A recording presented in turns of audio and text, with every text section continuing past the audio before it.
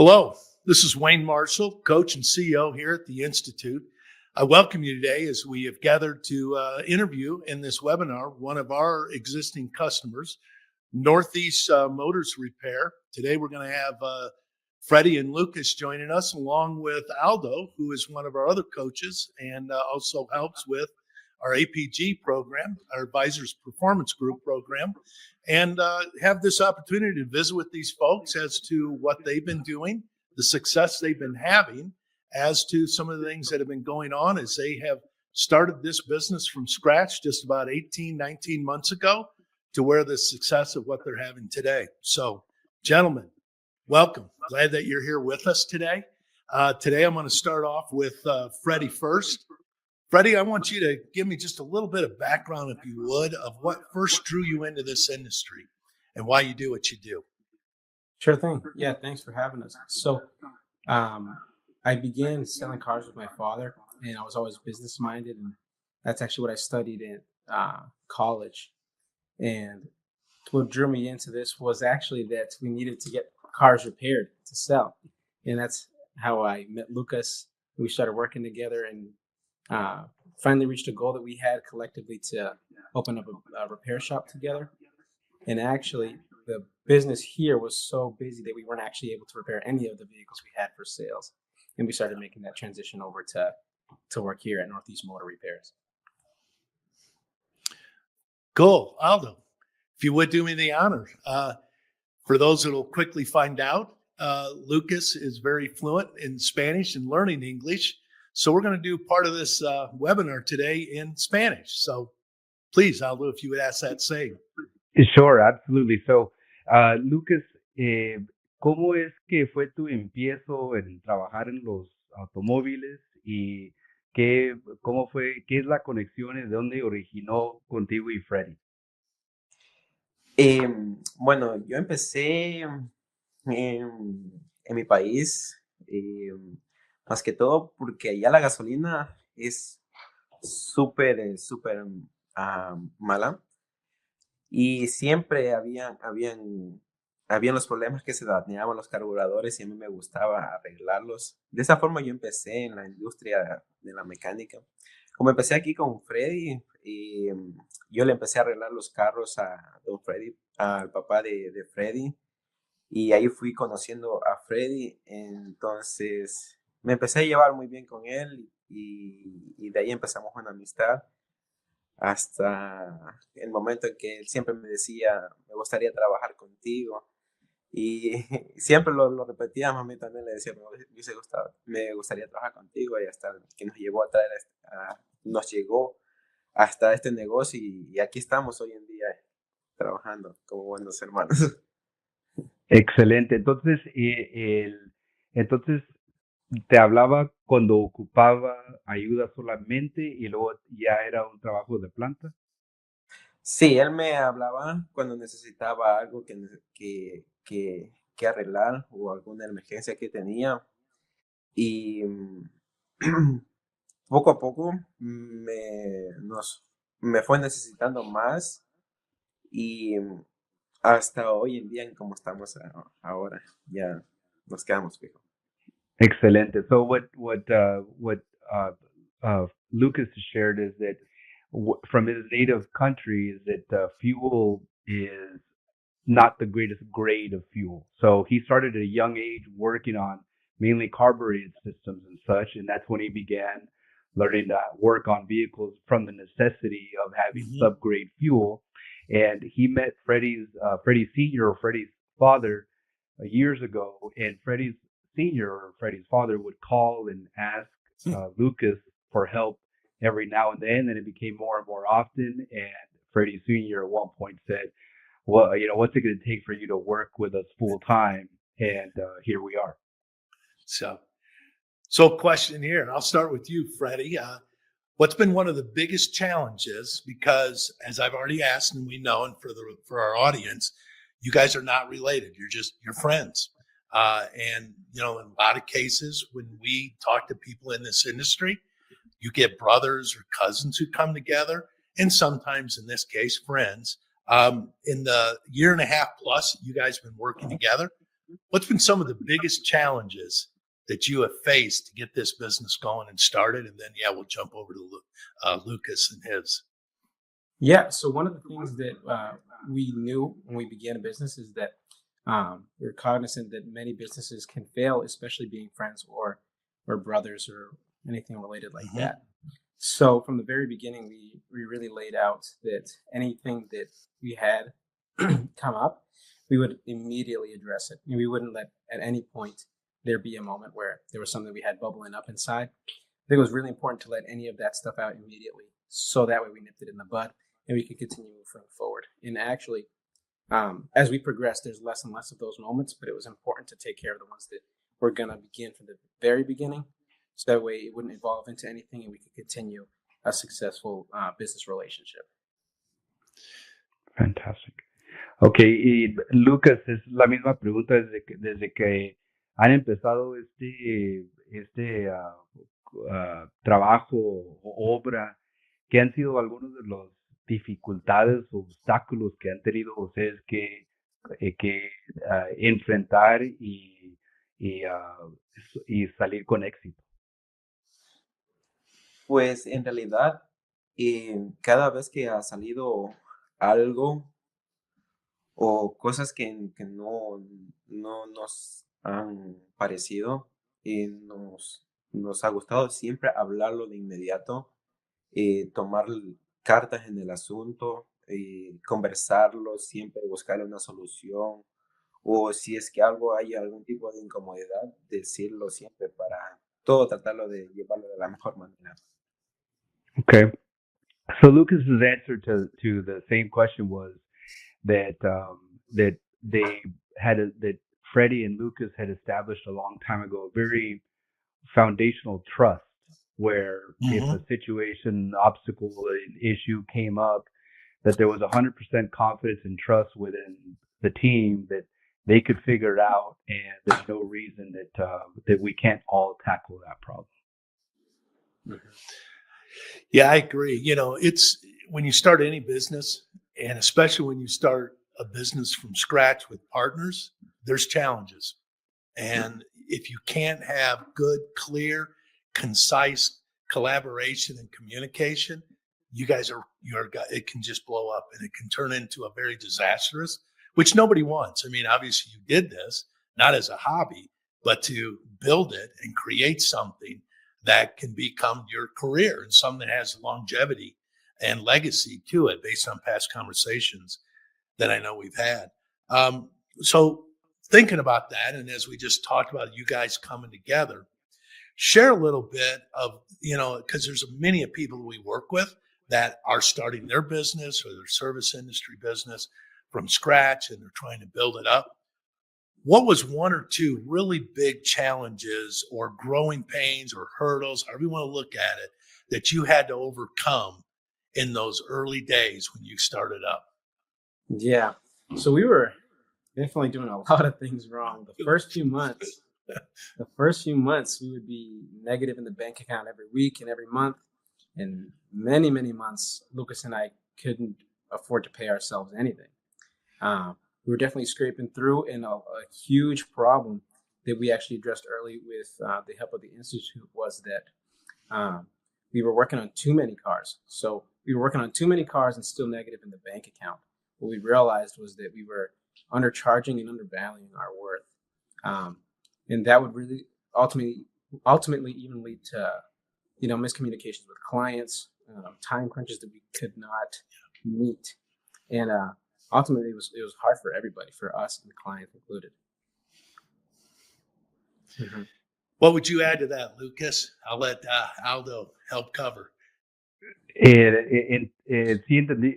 La pregunta era de que cuáles uno o dos obstáculos que enfrentaron fueron de veras algo más difícil que lo normal, y Freddy compartió que era de que a veces tenían de más trabajo que hacer, o que ustedes no salían pudiendo darse un cheque a ustedes mismos, o hay algo que no se mencionó ahí que también es que puedes agregar a eso, de que fue unos obstáculos que de veras fueron difíciles.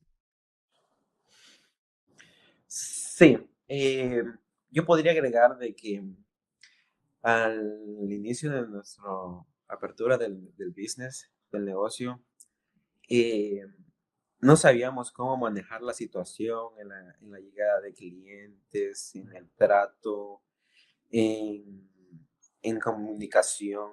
Todo eso éramos como que estábamos prácticamente en el limbo y poco a poco fuimos aprendiendo a cómo manejar la situación y a cómo aprender a ser más profesionales gracias a Instituto. Perfect. So that what Lucas has added to that is that aside from the difficulties of overworking on cars and such, was that there was no process yet on how to process customers from when they show up to when they leave, and they often felt like somewhat a boat without a rudder, right, or lost on what to do with the customers. And since they've been introduced to the institute, we've been able to bring a lot more process and framework into the organization where we can figure out what the next step, or we know what the next step is. Yeah. Yeah, no, I remember some of those first calls that we had, and we're looking at everything that's going on. And I'm going to tell a quick story because I love the story, Freddy and Lucas. Mm-hmm. We had our very first call, and you laid out and you were very transparent with the challenges, what was going on, the money in the bank and XXY. I mean, we just went through it. And I can remember we said, well, I know I told you right away. I said, if you do anything, raise your rate and raise your rate right now, because you're right. You're undervaluing, I believe, what you're doing and your services. So we talked and we left, and 2 weeks went by, and we had our second phone call or second Zoom call with you. And I remember you both got on. You both had big smiles. And I said, how's it going, guys? And we're like, we got money in the bank. Right. Because up until then, it was a struggle. You didn't always have money in the bank. And all of a sudden, it's like, yeah, we've gone 2 weeks. We've been busy. And today we've paid all our bills and we still have money in the bank. And it's the simple things of knowing your numbers. Aldo preaches it when he talks to the advisors program. We talk about it in his stuff. It's, you got to know your numbers and you got to know where you're going and what you're doing. So, it brought a lot of joy to us to sit there and talk and see that, hey, we made a difference in the matter of 2 weeks. We moved the needle. But you know, and I know that was only the beginning. There was a lot more we've done. As we've been working through some of the things, what are some of the key items that you felt have done the most for you besides just raising your rate? But what are some of the key items that have paid the biggest dividends, have done the most for you as you've been building out and fixing or putting the processes in place? Yeah. So Lucas and I have actually been talking about this a lot lately. And there's some things that we noticed from the very beginning that was very helpful. So we found the Institute on YouTube. We noticed a podcast that spoke about a parts matrix. And as soon as we implemented that gave us results right away. And we were able to see the benefit of it. And that's actually what led us to subscribing and joining this team. And it's when we had our meetings, you suggested that we get a different software programs. So we ended up using TechMetric. That was able to consolidate and put a whole bunch of different tools together that allowed us to save a ton of time. I remember Lucas and I used to have to use the parts matrix, but we'd have to grab a calculator and put in every single number and every part number one by one and spend hours to create one single RO. It would be ridiculous time wasted. But as soon as we implemented TechMetric, we would save hours and be able to help a lot more people and do a lot more things like DVIs, where we'd be able to send inspection reports and things like that. Professional. It looks way more professional, and because it is. Fantastic. So, Lucas, misma pregunta de ¿qué han sido una o dos cosas que tú notas que ha hecho una gran diferencia con el negocio Freddy ya mencionó de que usando el Parts Matrix, de tener un número o una manera de poder cobrar lo adecuado para lo que es poder vender las partes y también usando la Tech Metric, el sistema ese para mantener todos los clientes en orden y poder mandar algo más profesional. ¿Qué más, acuerdo a ti, qué otra cosa ha hecho una gran diferencia en el negocio? Bueno, yo voy a ser súper sincero, ¿no? En realidad, Freddy, Freddy tuvo la idea al principio de, de buscar ayuda, buscar a éxito en este caso y todo. Y siempre yo tenía el temor, como le digo, no voy a ser siempre, bien sincero, ¿no? Siempre tenía el temor como que el proceso, ¿no? El cambio que iba a existir. No sé por qué, pero tal vez era algo mental mío, ¿no? Pero lo que yo puedo decir que nos ha ayudado muchísimo ha sido Institute en la forma como nos ha dado ideas. Y lo que yo voy a decir es que Institute nos ha brindado muchísimas ideas, como por ejemplo, cómo promocionarnos. No hemos promocionado mucho, que eso nos ha abierto nos ha abierto las puertas a muchos nuevos clientes más y ha sido una gran ayuda, ¿no? Eso, en realidad, eso repetiría Techmetrics por organizarnos mejor nuestro tiempo, que eso ha sido un valioso consejo que nos han dado de parte suya, de parte de ustedes, y eso es lo que yo podría aportar. Fantastic. What a great answer, and what a special team it is here based on, what Lucas's response was. And Lucas is saying that he was a bit apprehensive about wanting to move forward on any kind of not just training, but not knowing sure what move to make. And Freddie really led the way in a very good form, like a true leader moving forward. In that the that the it and coupled up with the institute, then Freddie and the institute, and then Lucas now being able to trust Freddie that they're going to make the right move in the right direction. It's that Freddie has been spearheading the move forward and getting and then enrolling with the institute, which has given Lucas some more confidence in what he probably would have not held back on. So that's huge. It is.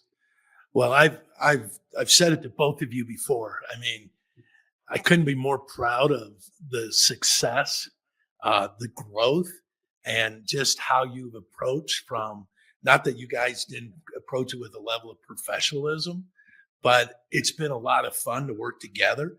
And what makes it so much fun is that as we continue to move and look back, it's like every month it's just up and up and up and up. The numbers just continue to improve. I know overall operationally, just taking your average RO, it's up. Your GP, gross profit, it's up. Your parts margin, it's up. I mean, we can just keep going down the list.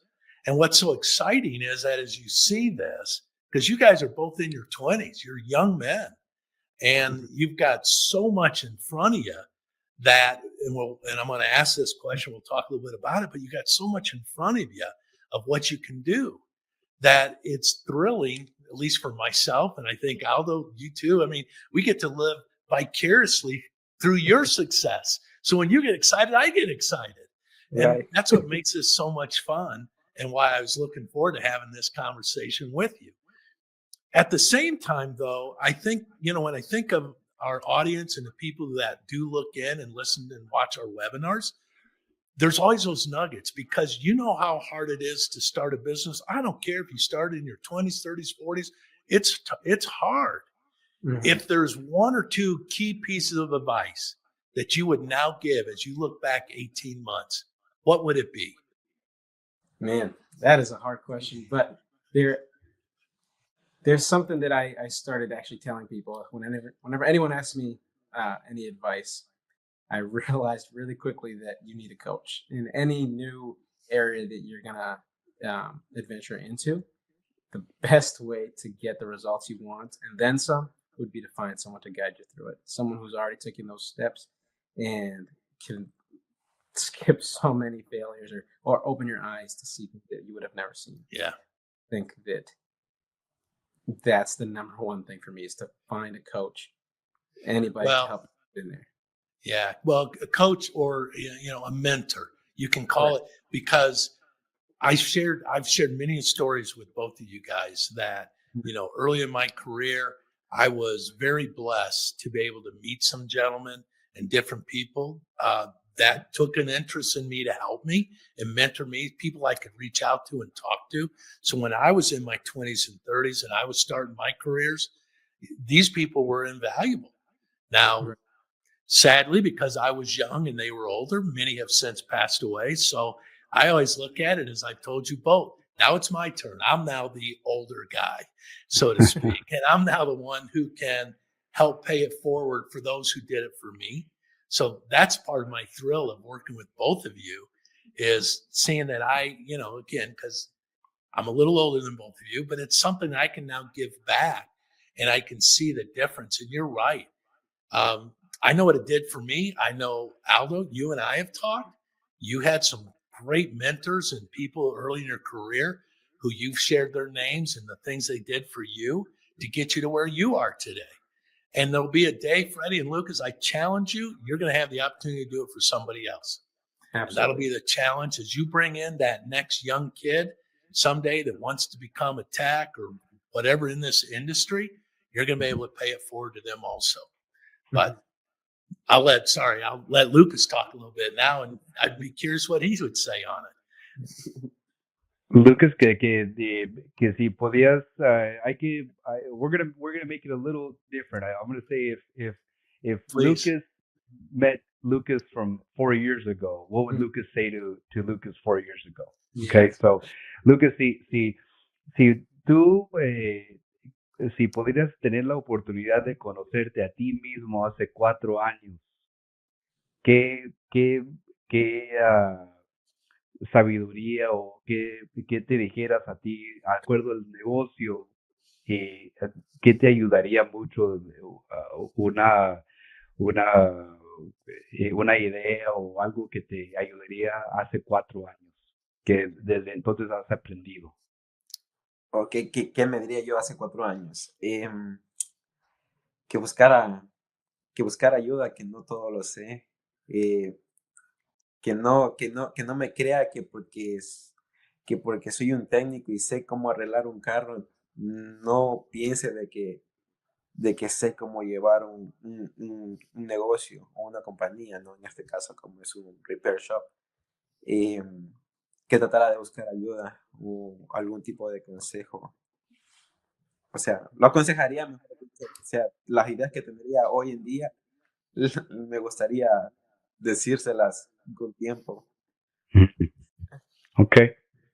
Lucas said that if he were to meet Lucas 4 years ago, that he would say, because you are a technician and you know how to work on vehicles, that doesn't necessarily mean that you know how to run a business. Mm-hmm. And do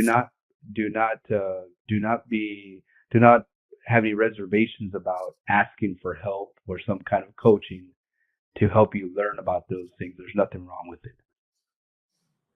It's a humbling thing to be able to stop and realize I can't do and know everything. And it's not a sign of weakness if you got to ask for help. To me, it's a sign of strength that you recognize where you can do something well and where you need to improve.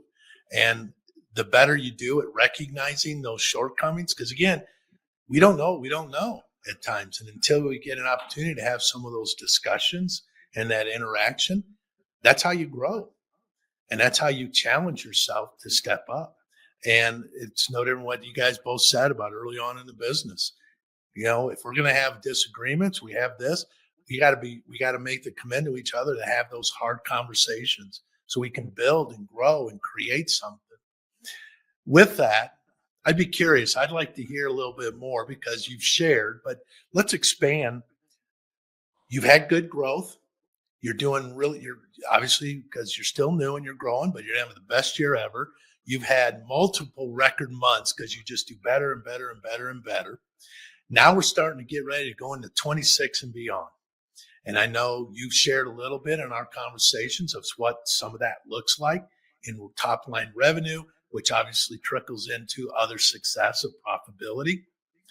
But let's look even beyond that. Where do you guys want to really go?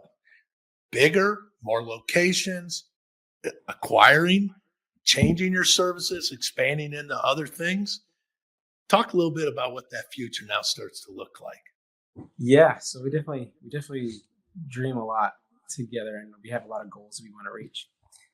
We'd love to have more shops. We want to be able to open a whole bunch, and even for this one here in particular, we are excited for the day that we don't have to be inside the building.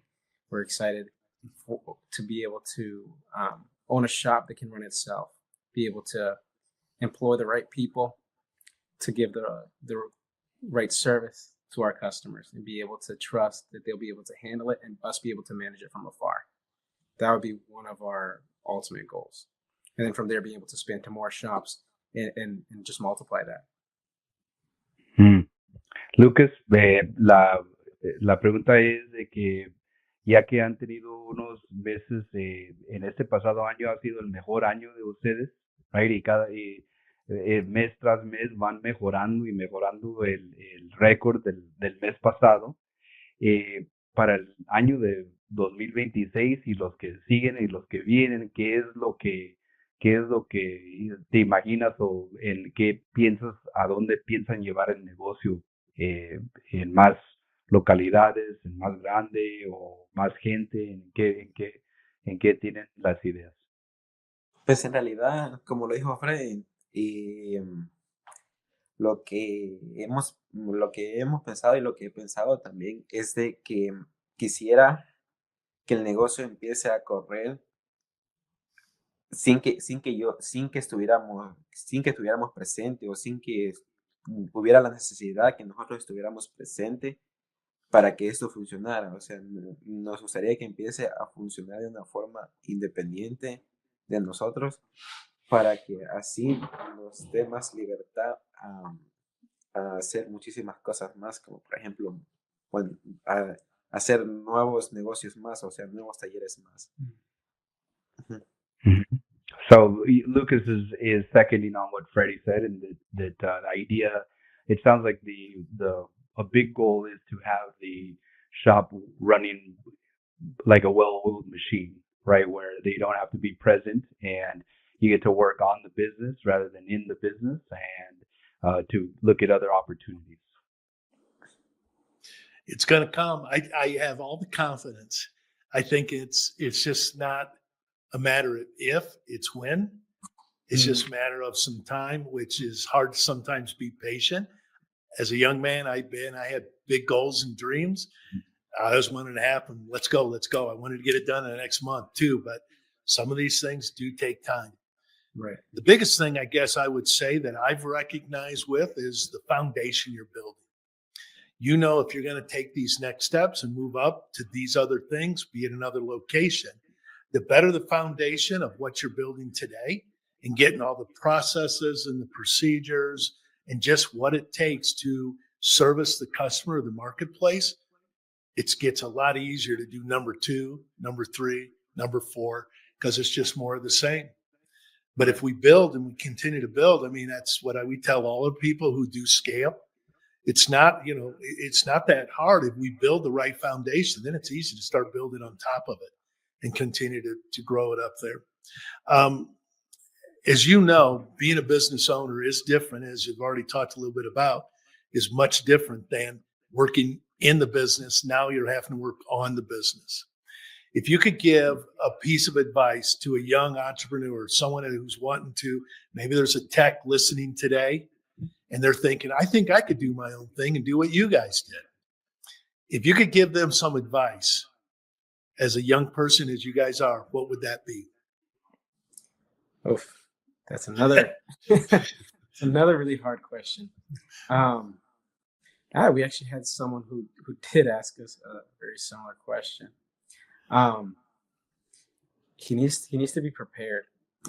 There's a lot coming, and to be really honest, a lot of it is really financial. So I think there's a huge financial aspect that you have to be prepared for. And actually, what I told him was that you're gonna want to pay a coach, or someone to mentor you, or a guide, or anyone who's already been there. Because again, there's so much that you don't know, because there just really is, and I think that that's a really important thing. I just echo what I said before, that's the number one thing. Ujú. Y si Lucas, si conocieras a un mecánico técnico que está pensando en querer abrir un negocio, ¿qué le sugirieras? ¿Qué le sugiriera? Que esté preparado. Pacientemente lo podría decir. Que esté abierto a la idea de prueba y error, también podría decirlo, porque van a haber muchas cosas en camino que no van a ser fáciles, pero tampoco imposible. Son cosas que tal vez va a necesitar dedicación y paciencia. Ser paciente, digo yo. Y eso podría decir. That's a great point. Lucas said that what he would advise somebody is to be patient and to be ready, to be prepared, and not only prepared for what's to come as far as the work part of it, but prepared for a lot of trial and error. Meaning, don't get discouraged. It happens to everybody. Everybody trips and falls, and to be okay with that and be patient with what's happening and patient with yourself, so that you don't get overwhelmed. It's good. No, it is good advice, because we are going to make a mistake. We are going to have some failure. It's just an opportunity to learn. The character building aspect of it is not so much always what happened, it's what we do next and what we choose to do next. And I know it's no different than the conversations we've had. The story you just shared, Freddie, of we had a challenging customer and client and didn't know if you're going to be able to work together as you went forward. And, we discussed. But what was great is that you didn't deviate from your integrity, what you wanted to do, the ethics of how to run the business. And by standing on that and maintaining that foundational aspect, what happened? He left, but then he came back because you stood on the right grounds. And when you do things with the right intentions, you do it with that honor, as we've already talked, even though you will have mistakes and things like this happen. What was that conversation like, and what happened when he called you back up and he says, can we start at a fresh slate and let's just rebuild? Mm-hmm. Doing the right thing, it's painful sometimes, but if you do it right and you do it with honor, and we had that whole conversation, how do you deal with a challenging customer? More times than not, you will end up on the right side of this. And that's the toughest lesson I had to learn as a young person. And I think it's really cool how much you've already learned at an age I didn't know it yet. I learned some of what you're learning in my 30s. You guys are so far ahead of me. Just think of where you're going to be. But yeah, no, that was huge. That was really important, and that it really was a testament that if we do the right thing, we put the right foot forward, people will notice, and people do really appreciate good work. If anyone, that's something else that's good advice. If you do good work, that people will notice and you'll get recognized for it. You just have to give it some time. It does. Yeah.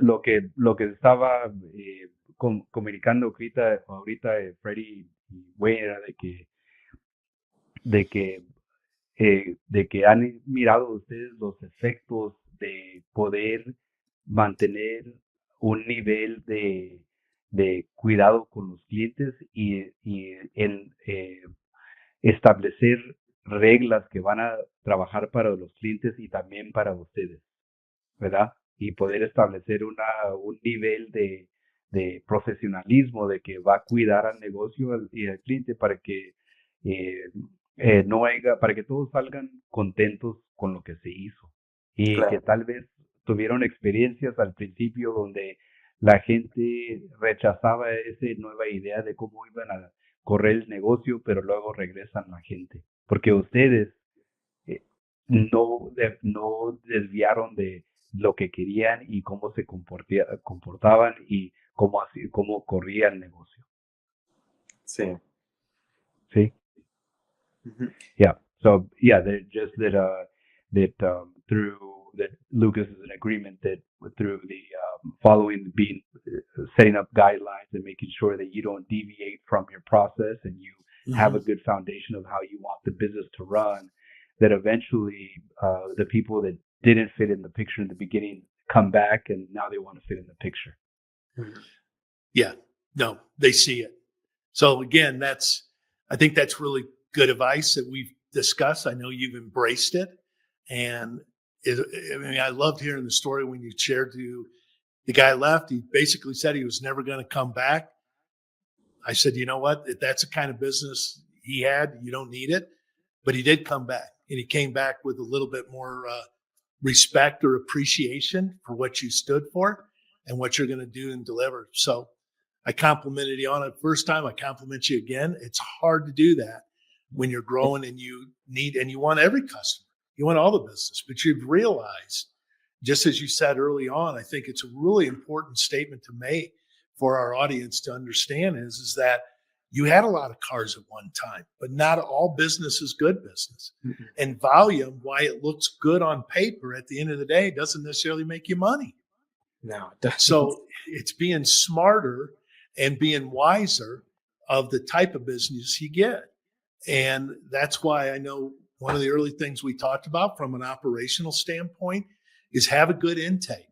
Get the appointment, get the customer in, everything that Aldo talks about from an advisor standpoint.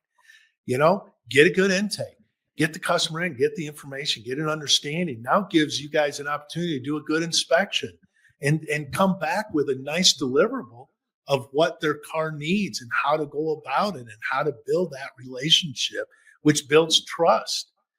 In this industry, sometimes our industry isn't looked at very favorably, that we can Correct. be, a business that is not of the highest integrity.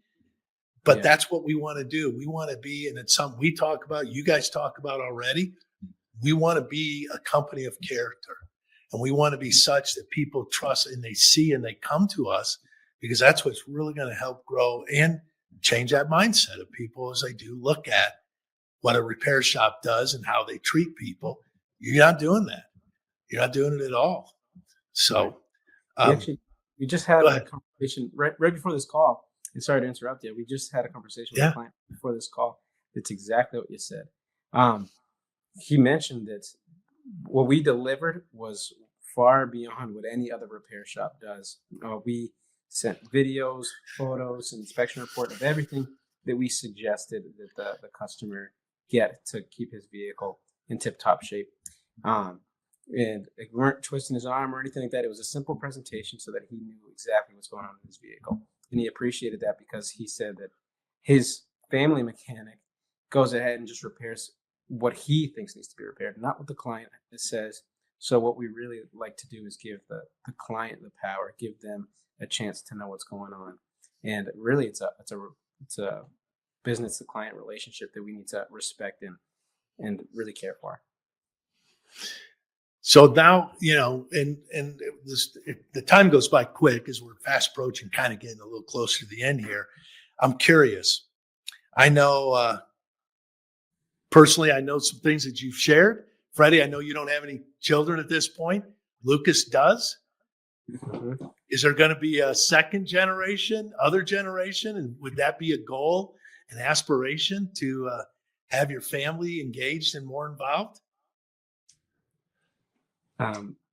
Lucas sería, si Lucas, tú como eres un papá, ¿pensarías que tu familia o hijos, hijas quisieran seguir en el negocio de los carros? Em, pues lo he pensado. Sí, lo he pensado. En realidad, ahorita veo a mi hijo que es chiquito, tiene 2 años. Me he pensado a futuro de que qué será él o qué querrá hacer él cuando sea grande. Pero sí me gustaría de que siguiera la misma profesión que tengo yo. Eh, Porque carros siempre van a existir el automovilismo, o sea, la movilidad y todo, ¿no? O sea, van a existir carros. Pero sí me gustaría que mi hijo siga la misma profesión, mis hijos sigan la misma profesión que yo. Yeah, Lucas says that it's something that's crossed his mind. His son's only 2 years old, so there's a long ways between there and or here and then for now, right? But he definitely knows that there's going to be that the automotive industry is going to live for as long as we know forever, Yeah. right? And that there will always be some kind of employment or something there for him. Algo más, Lucas? Sí, y en especial a mi hijo que le gusta muchísimo los carritos también. Le encantan los carros. And Lucas says that his son also loves toy cars, so maybe it's already in his blood.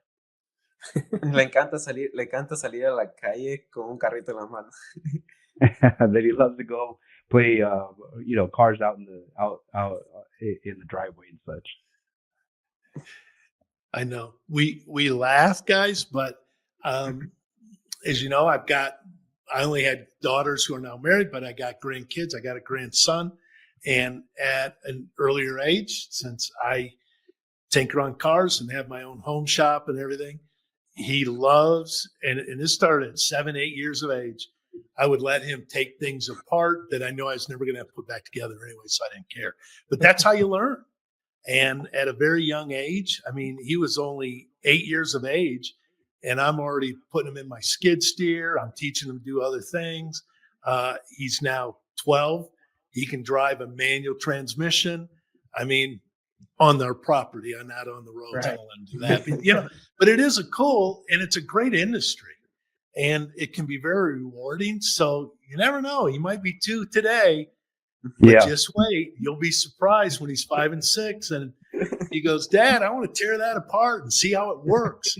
I've let my grandson do it. It's coming. I've let my grandson do it already. That's how they learn. That's how I learn. If I may ask a question, we'll start with Lucas. Would that be okay? Yeah. Okay, Lucas, la pregunta es, ¿qué esperabas cuando iniciaron con el Institute y qué ha sido muy diferente de lo que tú pensabas? ¿Qué esperaba yo de Institute? No esperaba estos grandes resultados que tenemos ahora, la verdad.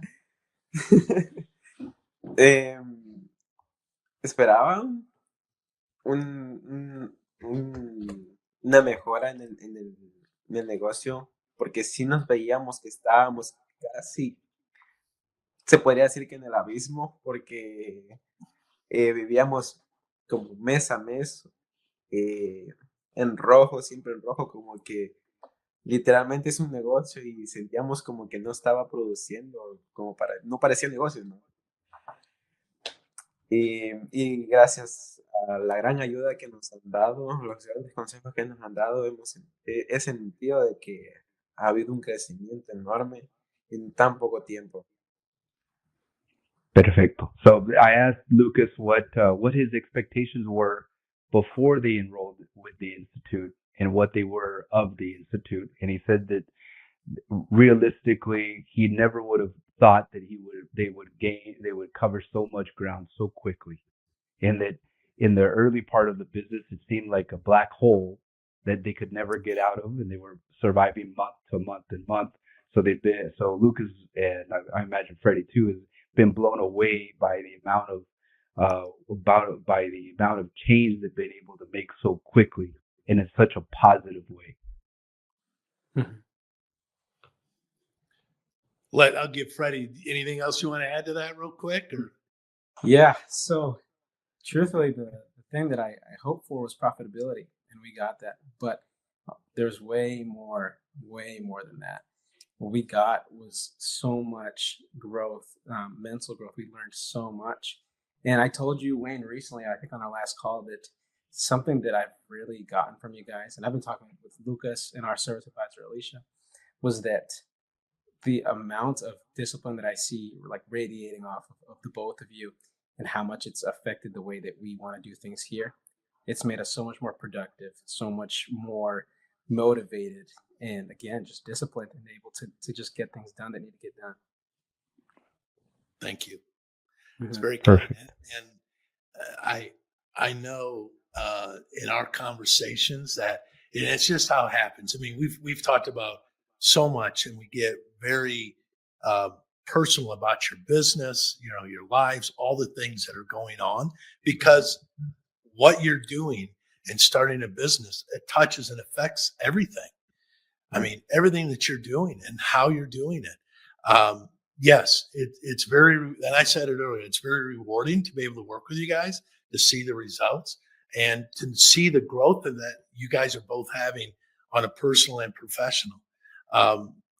Yeah, I'm honored that, you know, even though we might talk a lot of business, both of you guys, we end up talking family. You've asked me other questions that go above and beyond. Right. I guess that's what happens when you become an elder statesman, I guess is how you can look at it. So for that, I say, hey, I'm blessed to say thank you for those kind words. But it's exciting, and I'm excited for you guys because I only see a bright, bright future and only better things. And I know Freddy Lucas, excuse me, as his family grows, you know, you just have a newer baby that wasn't that many months ago. And now, Freddy, you're going to grow because you're soon going to be getting married. And, Yes. and another exciting step in life. And it's great to be able to be part of that journey with you and all these different things that go on.